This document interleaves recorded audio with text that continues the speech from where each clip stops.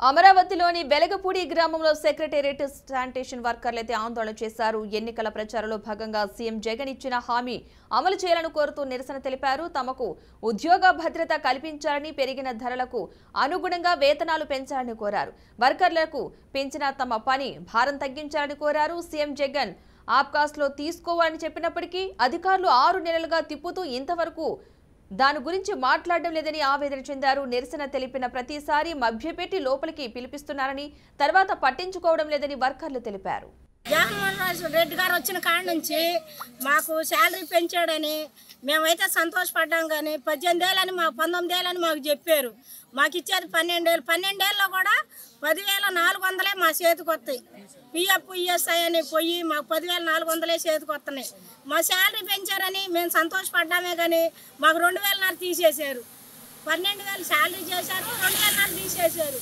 మాకు ఉద్యోగ భద్రత కల్పించమని మేము 6 నెలల నుంచి అధికారుల దగ్గరికి తిరగని చోట అంటూ లేదు.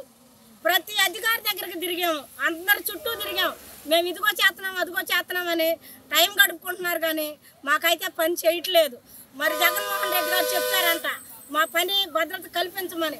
మాకు ఆ పేపర్ కూడా మా దాకా రాలేదు, మాకు తెలియనిట్లేదు. మేమైతే ఎన్ని కష్టాలు వచ్చినప్పుడు కూడా ఈ ఉద్యోగం తప్పితే మాకేం పని లేదని మేము ఇక్కడ పని చేసుకుంటూ బతుకుతున్నాం. మరి మా ఉద్యోగం గురించి కూడా మేము, మా కుటుంబాల గురించి కూడా మేము ఆలోచించాల.